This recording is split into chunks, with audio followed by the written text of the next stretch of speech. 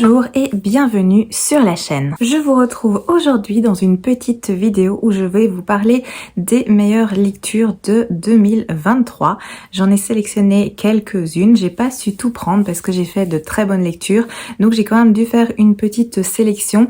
D'ailleurs, je me suis rappelé en faisant un petit peu ma petite présélection que j'avais déjà sorti une vidéo des meilleures lectures du début d'année 2023.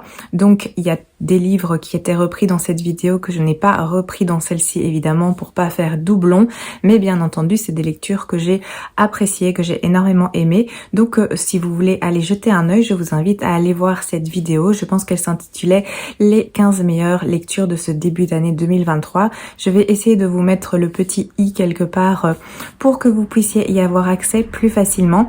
Donc ici c'est plus des lectures qui se sont faites dans la seconde partie de l'année et ça a été compliqué de faire une sélection, mais j'y suis arrivée. Donc je vais vous présenter cela. En ce qui concerne les mangas, j'ai découvert celui-ci, Le Cœur et le Devoir. C'est les deux premiers tomes. Pour l'instant, il n'y en a pas d'autres sorties et j'ai vraiment adoré ce manga. En plus, ils sont assez épais, donc vous n'êtes pas lésés. Il y a de quoi lire et l'histoire est vraiment super chouette. En tout cas, moi, j'ai vraiment accroché. Oui, je pense pas que pour tout ce que j'ai à vous présenter, je vais vous faire un grand résumé. Pour certains, je vais peut-être faire un petit rappel de l'histoire, mais je vais pas à chaque fois vous refaire un petit point résumé parce que sinon on va en avoir pour des heures et c'est pas l'objet de cette vidéo, c'est pas le but. Mais dans cette histoire, on va suivre en fait Bertha qui est une jeune fille d'un riche seigneur de province qui est envoyée à la capitale pour devenir en fait la seconde épouse du roi. Évidemment, c'est un mariage arrangé pour des raisons politiques et tout va changer au moment où Bertha va en fait tomber enceinte du roi. Donc c'est vraiment tout ce qui concerne les intrigues politiques, les petits secrets, les méchancetés et les manigances de cour. C'était vraiment super chouette. J'ai apprécié l'ambiance, j'ai apprécié l'univers. Je me suis beaucoup attachée à Bertha aussi. C'est des très beaux dessins en plus. J'ai vraiment tout adoré. L'ambiance, les personnages. Il y a beaucoup de profondeur, il y a beaucoup de secrets, d'intrigues. L'histoire évolue bien. Bref, je viens de dire que je vais pas blablater pendant des heures. Et qu'est-ce que je fais? Je blablate.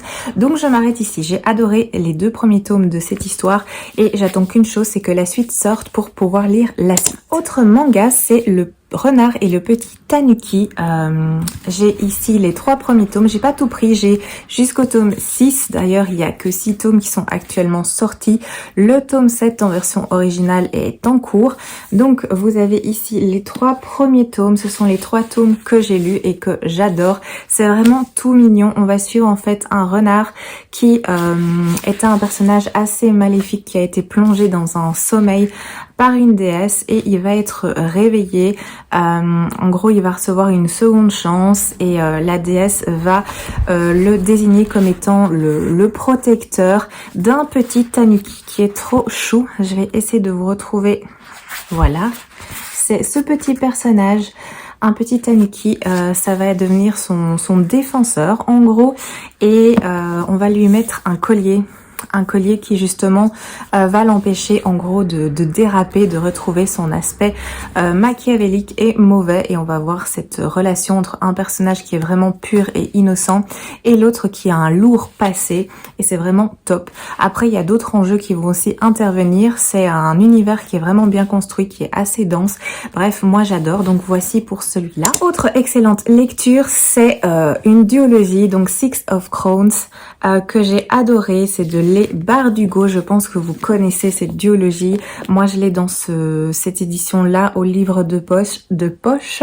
J'ai adoré le premier tome, j'ai adoré le second tome, c'est génial. Il y a beaucoup d'aventures, c'est un groupe comme ça de malfrats en fait, de voleurs, de hors-la-loi qui forment un petit gang et qui sont vraiment géniaux. C'est prenant, c'est addictif, c'est plein d'aventures, c'est plein de rebondissements. On s'attache aux personnages, c'était vraiment génial. C'est une excellente lecture et je vous la recommande si vous n'avez pas encore lu. Par contre, je pense que je vous l'avais déjà signalé dans ma vidéo où j'en parle, mais je vous conseille d'abord de lire toute la partie Grisha pour bien comprendre ce qu'est un Grisha, étant donné qu'on reste dans cet univers, donc c'est mieux pour la bonne compréhension. J'ai également mis celui-ci, donc qui est La Maison des Jeux, la trilogie. J'ai lu cette année le premier tome, donc Le Serpent, et le second tome, Le Voleur, très récemment. C'est de Claire North aux éditions Le Bélial, et j'ai beaucoup apprécié ce premier tome qui était une très chouette découverte. C'est des tout petits livres, et j'ai beaucoup apprécié aussi le second tome, toujours dans la même veine, et j'ai hâte de lire le troisième qui est dans ma palle, qui va pas tarder. C'était vraiment très très agréable. Ici on va suivre le personnage de Ten, qui est une jeune femme qui a été mariée à un homme alcoolique et qui joue, qui est pas très sympa avec elle, et elle va évidemment entrer dans la maison des jeux.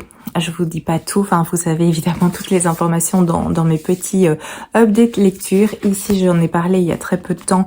On va suivre aussi un autre personnage qui est Rémi, et qui va s'engager dans une partie de cache-cache assez dangereuse, et c'était vraiment très très bon comme lecture. De la fantaisie avec le Sentier des Astres, cette saga dont j'ai lu le premier tome ici, qui s'intitule Manèche. C'est écrit par Stéphane Plateau, j'ai beaucoup apprécié. Moi j'ai l'édition, j'ai lu, mais les livres grand format sont au mouton électrique je pense, et ils sont vraiment très beaux. C'est de la très bonne fantaisie, d'ailleurs je pense que sans doute vous en avez déjà entendu parler, parce que c'est une série qui revient assez souvent. Moi j'ai lu le premier tome que j'ai beaucoup apprécié. Après il faut être un petit peu habitué à lire de la fantaisie, parce que ce premier tome c'est une brique et c'est quand même assez lent, assez introductif, mais ça laisse présager justement un univers incroyable. Ça prend son temps justement parce qu'on sent que c'est de la bonne fantaisie. De la bonne fantaisie, tu peux pas tout expliquer dans un seul tome, c'est impossible. Il y a trop de choses, il y a trop d'enjeux, il y a trop d'éléments. Ici on sent que ça va être vraiment du lourd, et j'ai hâte de poursuivre. J'ai le second tome dans ma palle, et j'ai vraiment très envie de poursuivre du coup dans le courant de l'année 2024. J'aimerais avancer dans cette saga parce que voilà, ça laisse présager quelque chose d'incroyable. Alors moi j'ai beaucoup apprécié celui-ci aussi, Un bûcher sous la neige de Suzanne Fletcher, je ne me souviens plus de son nom de famille, aux éditions J'ai lu, que je trouve magnifique. Je trouve que cette édition elle est magnifique. Alors ce livre, j'ai un peu l'impression que c'est ça passe ou ça casse. Il y a des gens qui comme moi ont adoré, et il y a d'autres personnes qui n'ont absolument pas aimé parce que le style est très particulier. C'est une histoire qui nous est racontée par une jeune femme qui s'appelle Corag, si je me souviens bien. Oui. On est en Écosse au XVIIe siècle, donc il y a tout ce qui est tension politique, et évidemment il y a tout ce qui concerne les sorcières, la chasse aux sorcières, et Corag, elle est emprisonnée et elle va raconter en fait son histoire, et c'était incroyable. Moi j'ai adoré en fait, c'est assez lent, ça prend son temps, il n'y a pas beaucoup d'action, c'est pas de l'aventure, c'est pas une quête, c'est un témoignage, et moi j'ai adoré, c'était vraiment incroyable. J'ai adoré la plume, j'ai adoré le style, j'ai adoré ce temps qu'on prenait pour expliquer. J'ai adoré entendre l'histoire de Corag, elle va se confier à un homme qui vient la voir en prison, et cet homme va écrire des lettres à sa femme pour lui expliquer l'histoire, la situation. Donc c'est plusieurs versions comme ça, et c'est plusieurs voix dans ce roman, et c'était absolument génial. Mais comme je vous le dis, j'ai l'impression que soit on aime, soit on n'aime pas. Donc en tout cas moi j'ai adoré. J'ai dû allumer la lumière parce que il fait plus sombre, on est en hiver, ça se couvre, peut-être qu'il va pleuvoir. Du coup, c'est moins agréable je pense, parce qu'il y a des ombres un peu partout, mais je préfère que vous voyez bien les livres que je vous présente. Alors j'ai également mis dans ces lectures top de 2023, Une bête au paradis de Cécile Coulon aux éditions Le Livre de Poche, que j'ai vraiment adoré. C'était incroyable. On va suivre en fait la vie de plusieurs personnages, mais on va dire que c'est la vie de Blanche, qui vit avec son frère et avec Émilienne qui est sa grand-mère. Ils vivent dans une ferme qui s'appelle Le Paradis. C'est une ferme isolée, c'est une vie une vie assez rurale, assez difficile, assez éprouvante, et on va voir en fait la vie de cette jeune fille, donc de Blanche, qui n'a plus de parents. Ses parents sont décédés, ses parents à elle et à ceux de son frère bien entendu, et il va y avoir une histoire d'amour avec Alexandre qui va un petit peu chambouler tout ça. Et c'était incroyable. Je vous en dis pas trop parce que c'est déjà un petit livre tout fin qui se lit extrêmement vite. Mais en tout cas, moi, il m'a fait une très très grande impression. Autre livre qui m'a fait une très très grande impression, c'est Acide sulfurique d'Amélie Nothomb aux éditions Le Livre de Poche, que j'ai adoré. Le sujet, la thématique est extrêmement dure mais nécessaire et c'était fait d'une manière magistrale. Donc c'était vraiment top. De nouveau un petit livre tout fin qui peut être lu en une journée. À l'intérieur c'est très aéré, vous voyez l'interligne est large, donc franchement ça se lit très très bien. Ça va parler de télé-réalité, ça va parler de camps d'extermination, ça va parler de la guerre 40-45, en tout cas il y a un parallèle avec ça et c'était absolument génial. Beaucoup de réflexion, c'est extrêmement cynique, c'est extrêmement noir, le titre est parfaitement choisi mais ça fait beaucoup réfléchir et je trouve que c'est très utile aussi ce genre de petite lecture. Il y a également Le silence des vaincus de Pat Barker aux éditions J'ai lu, qui est une de mes dernières lectures aussi et que j'ai adoré. Ça parle de la mythologie évidemment parce qu'ici on se retrouve en pleine guerre de Troie. On va suivre Briséis qui est donc l'esclave de Achille et on va voir la guerre de son point de vue de femme et j'ai trouvé ça mais très intéressant, très bien expliqué, très judicieux, très réel, très cohérent.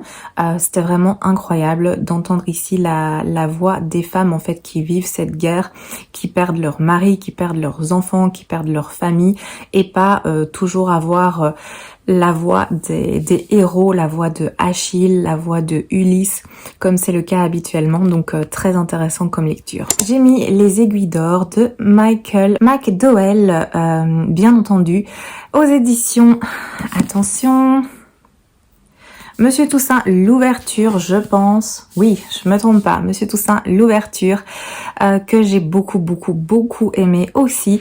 Je l'ai dévoré, je vous en ai parlé aussi très récemment, donc je vais pas m'étendre plus que nécessaire, mais c'était vraiment top. Ici, on se trouve à New York en 1882 et en fait, on va suivre deux familles. L'une vit dans le luxe, vit dans le confort et l'autre famille vit du côté hors la loi, si je peux dire. La première famille vit dans les quartiers huppés et fortunés, tandis que l'autre vit dans les quartiers plus miséreux. Et en fait, la famille qui vit dans le luxe et l'opulence, le maître de la famille, le patriarche, c'est un juge qui va décider en fait de nettoyer les quartiers un peu miséreux où tout ce qui est illégal est en libre accès au niveau de l'alcool, les jeux, la drogue, la prostitution. Il veut nettoyer tout ça, il veut y mettre bon ordre et son objectif c'est de s'attaquer à une grande famille qui chapeaute un petit peu tout ça pour justement éliminer cette famille et ainsi aider un petit peu au nettoyage de ce quartier. Donc ça c'est l'objectif de cette famille et ça va pas se passer vraiment comme prévu. C'était vraiment génial, j'ai adoré suivre ces deux familles, c'était très bien construit, c'est assez lent aussi. Moi j'ai beaucoup apprécié, mais j'apprécie la plume de Michael McDowell. C'est pas du tout comme Blackwater, il n'y a pas de côté un petit peu fantastique, etc. C'est vraiment ancré dans la réalité, c'est vraiment une critique en fait de la société et moi j'ai beaucoup apprécié. Alors je prends ces deux-là parce qu'ils vont ensemble. C'est L'étrange Noël de Monsieur Jack et Vive la Reine des Citrouilles aux éditions Hachette, que j'ai vraiment adoré. Ils sont très beaux, je me suis ruée pour avoir cette édition et je les ai lus à la période d'Halloween. Je pense que je les ai même lus le jour d'Halloween et c'était génial. Donc l'histoire de L'étrange Noël de Monsieur Jack, c'est comme le dessin animé, pas de surprise. Mais ensuite on a Vive la Reine des Citrouilles où ici on va nous raconter l'histoire de Sally une fois qu'elle est mariée avec Jack et c'est pas ce qu'elle pensait. Et on va voir ici un petit peu sa vie, ses envies. On va apprendre en fait qui est Sally, quel est son passé, d'où elle vient, etc. Et c'était vraiment top. J'ai beaucoup apprécié cette lecture. Si vous aimez l'univers, l'étrange Noël de Monsieur Jack, cette ambiance, cette atmosphère, je pense que vous pourrez aimer également Vive la Reine des Citrouilles. Il y a également Le Manoir de Lexage, écrit par Lynn Dole Clipstone aux éditions Stardust, qui est un livre que j'ai beaucoup apprécié, qui est un livre très noir, où il y a de la magie, où il y a une malédiction, où il y a une tentative de casser une malédiction. Et dans cette histoire, on va suivre Violetta et son frère qui sont deux orphelins qui vont trouver refuge dans un énorme manoir. Et évidemment, tout est pas rose dans ce manoir parce qu'il y a une malédiction qui a lieu et ça va tourner autour de cela. Je m'arrête là. Je vous ai dit que j'allais pas faire des résumés pour chaque livre, mais en fait, je pense que je viens de vous faire des résumés pour quasiment chaque livre. Ça ne fait rien. Donc celui-ci était vraiment très sympa et je pense que c'est un premier tome parce que vu la façon dont ça se termine, il y a possibilité, je pense, qu'il y ait une suite. Donc je suis assez curieuse. Si suite il y aura, ben, je pense que je vais bien entendu la découvrir. J'ai également beaucoup apprécié La Nanny de Gilly Macmillan. C'est un livre que j'ai des éditions France Loisirs pour ma part et j'ai beaucoup apprécié aussi. On est en 1987 et on est dans un manoir. On va suivre en fait une histoire de deux femmes avec plusieurs personnages. Il y aura la mère, il y aura sa fille et sa fille qui a grandi et qui a maintenant une fille. Et il s'est passé des choses étranges dans le passé. C'est donc quand Jocelyn, le personnage de Jocelyn était enfant, elle avait une gouvernante, une nanny qui s'occupait d'elle et cette nanny a soudainement disparu du jour au lendemain. Ses parents, donc notamment sa mère, a un peu noyé le truc, a caché l'affaire et des années plus tard, Jocelyn a bien grandi, elle a elle-même une fille, elle est contrainte de revenir dans le manoir et de retrouver sa mère avec laquelle elle avait un petit peu cassé les ponts. Et c'est à ce moment-là qu'on va retrouver un squelette dans la propriété. Du coup, toute cette vieille histoire va être un petit peu remise au goût du jour. Est-ce que c'est cette gouvernante qui a disparu? Qu'est-ce qui s'est passé? Il y a plein de questionnements comme ça qui vont se faire. Et je trouve que c'était très bien fait. J'ai beaucoup apprécié l'atmosphère. C'est assez sombre, c'est un petit côté gothique comme ça. Et il y a plein de secrets, il y a plein de choses qu'on apprend. C'était quand même assez sournois dans un sens. Bref, j'ai beaucoup apprécié cette lecture. Bien entendu, Steam Sailor, l'intégrale que j'ai pour ma part. J'ai beaucoup de chance, je suis très contente. C'est de Ellie S. Green aux éditions Gulfstream que j'ai lu il y a pas longtemps, donc je vous en ai aussi parlé il y a pas longtemps. C'était vraiment top, j'ai apprécié ces 3 tomes. Il y a vraiment beaucoup de choses, beaucoup d'aventures. C'est une histoire de pirates qui se passe dans les airs, une recherche de cité perdue, des alchimistes qui avaient des pouvoirs magiques mais avec lesquels ils mixaient magie et science. Donc il y a aussi la recherche d'un trésor incroyable. C'était top, franchement. Si vous n'avez pas encore découvert Steam Sailor, faites-le. Un coup de cœur que j'ai eu cette année aussi, c'est celui-ci, Le sang des parangons de Pierre Grimbert aux éditions Nemos. C'est une lecture que j'ai adorée, c'était vraiment incroyable, c'était top, je vous en ai déjà parlé donc je vais pas m'étaler, mais c'était vraiment incroyable, c'est à découvrir. J'ai adoré la plume de Pierre Grimbert. J'ai même acheté d'autres livres de cet auteur du coup pour pouvoir le découvrir et cette histoire était vraiment incroyable. Une lecture récente aussi, c'est celui-ci, La maison au sortilège de Emilia Hart. Aussi une édition France Loisirs et c'était un coup de cœur. Je pense que c'est ma vidéo de dimanche passé où je vous en parle, mais j'ai adoré cette histoire, c'était incroyable. On suit 3 femmes qui font partie d'une même lignée. Mais qui appartiennent à des époques différentes. On a donc Kate qui est dans le présent, donc en 1919. On a Violette qui, elle, est dans les années 1942 et alors on a avant ça Alta qui elle vit en 1619-1620 et on va entendre leur histoire. C'était incroyable, j'ai adoré. Également Vilaine de Hachette, écrit par Robin Benway. Ici c'est une réécriture en fait autour des sœurs de Cendrillon, de Javotte et Anastasie, où on nous explique pourquoi elles sont devenues aussi méchantes et c'était top. Je m'attendais pas à ça, je m'attendais pas à aimer autant cette histoire, mais franchement, j'ai eu beaucoup d'empathie pour Javotte et Anastasie. Je me suis sentie mal avec tout ce qu'elles ont dû subir par leur mère, Madame de Trémène, là, cette vraiment méchante femme. Et c'était vraiment top. J'ai beaucoup apprécié du coup. Je pense pas qu'il y ait d'autres titres sortis de cette collection, mais je tiens ça à l'œil parce que si les autres sont aussi bien, c'est très prometteur. Un premier tome que j'ai beaucoup aimé, c'est La Malédiction. Non, il n'y a pas de malédiction, c'est Les Jumeaux de Croche-Mort. Ah mais si, le titre c'est La Malédiction. Je me disais bien qu'il y avait une histoire de malédiction. Bref, le premier tome s'appelle La Malédiction. C'est fait par Cassandra O'Donnell et on est aux éditions Flammarion Jeunesse. J'ai beaucoup apprécié ce premier tome qui a des petites ressemblances, des petits parallèles avec la famille Addams et surtout Mercredi Addams. C'était vraiment génial. On va suivre donc les jumeaux Croche-Mort qui vont être envoyés dans une ville mystique où il se passe apparemment des choses dangereuses la nuit. Il faut pas sortir à ce moment-là ils sont recueillis par une famille dont ils n'ont jamais entendu parler alors que ça fait des années qu'ils sont en famille d'accueil et cette famille a l'air également extrêmement louche. Donc c'était vraiment très chouette et j'attends la suite. Une lecture très particulière mais que j'ai beaucoup aimé, c'est celui-ci, Du thé pour les fantômes de Chris Vuklicevic aux éditions de Noël. La couverture est très belle et l'histoire est vraiment très spécial. C'est aussi un livre où ça passe ou ça casse, soit on adore, soit on n'aime pas du tout.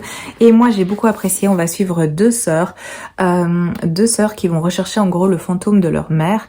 Et c'était vraiment top. C'est deux sœurs très différentes. Il y en a une qui a toujours été appréciée par sa mère et elle est maintenant passeuse de fantômes. Donc elle s'occupe de faire passer les âmes et les fantômes d'un monde à l'autre. Et on a sa sœur qui s'appelle d'ailleurs... Allez, comment elle s'appelle? Agonie. Donc on a celle qui fait passer les fantômes qui s'appelle Félicité, que sa mère appréciait beaucoup. Et alors on a Agonie qui elle est une sorcière qui était pas spécialement appréciée par sa mère et qui a pris du coup un chemin tout à fait différent. Et c'est l'histoire de ces deux sœurs, de leur rapport, de leur relation, de leur séparation, de leur retrouvailles.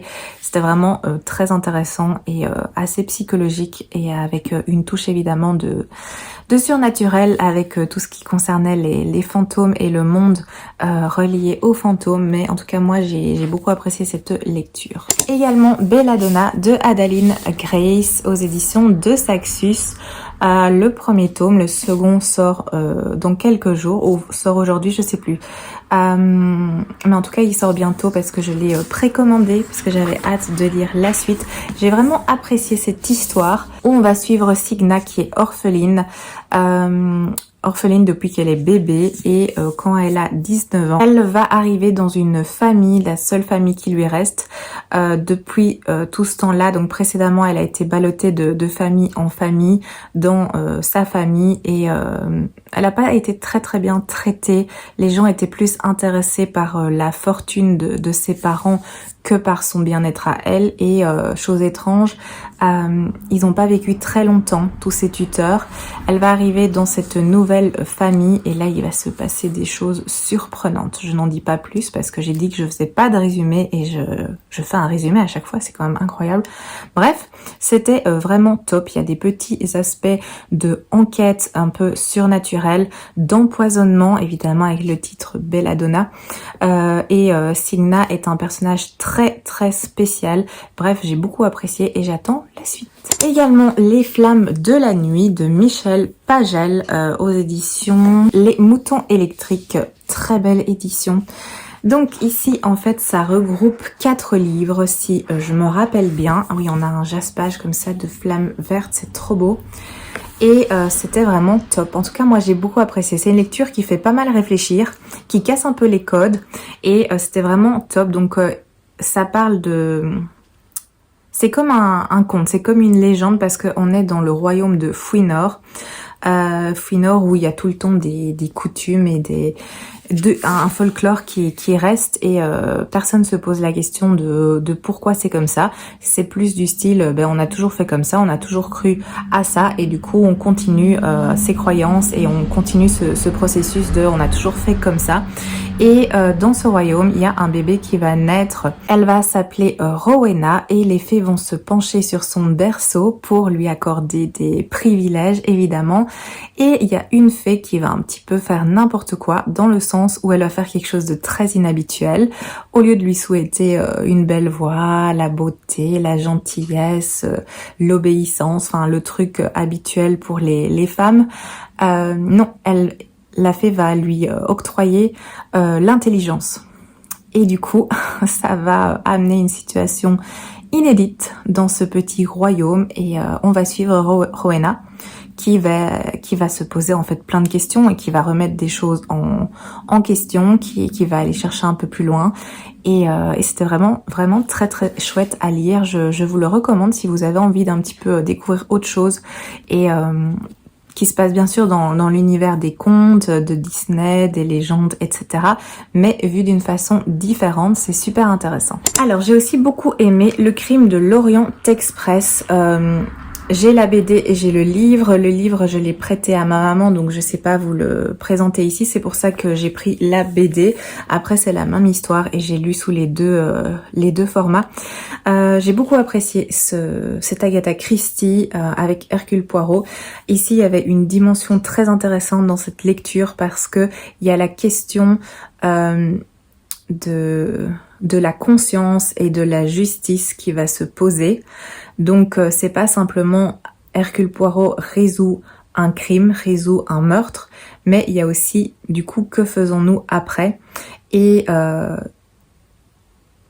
j'essaye de pas trop vous en dire, donc j'essaye de pas trop en parler non plus, mais il y a certaines fois où un meurtre ou un crime a lieu pour certaines raisons et ces raisons peuvent être tout à fait légitimes et du coup qu'en est-il de ce meurtre? Parce qu'au final, il est interdit de tuer ou de se faire justice, mais selon la situation et les circonstances, c'est une approche différente et c'est ça qui va être ici expliqué dans cette histoire. Donc j'ai trouvé ça très intéressant, c'est cet aspect qui change des livres d'habitude, des enquêtes habituelles de Hercule Poirot. Une autre petite BD que j'ai mis, c'est Les Hauts de Hurlevent aux éditions Delcourt. C'est évidemment du roman d'Emily Bronte. J'ai lu Les Hauts de Hurlevent il y a des années, j'étais ado, je crois que je vais avoir 16 ans, quelque chose comme ça, et j'avais adoré cette lecture, j'avais beaucoup apprécié, c'était vraiment top et j'avais envie de redécouvrir cette histoire et quand j'ai vu qu'il y avait une BD qui était sortie, je l'ai découverte avec beaucoup de plaisir. Ça m'a rafraîchi un petit peu certaines choses, même si je me rappelais bien de l'histoire générale et j'ai beaucoup apprécié découvrir via ce format BD qui est très complet, qui est très très bien fait. Donc si vous avez envie de découvrir un classique, peut-être pas avec la brique qui est le roman, c'est une bonne alternative je trouve et c'était vraiment une histoire incroyable, c'est une histoire incroyable, donc c'est quelque chose à lire je pense. Et enfin, dernière chose, c'est Hidden Picture qui est un livre que j'ai emprunté à la bibliothèque, donc je vais vous remettre une petite image ici pour que vous ayez le visuel parce que moi je ne l'ai plus en ma possession. C'est une lecture que j'ai énormément aimée aussi. Évidemment, vu qu'il se trouve dans cette vidéo, c'était un thriller assez psychologique avec une histoire d'enfant. il y avait des petits inserts de dessins d'enfants qui vont évoluer comme ça.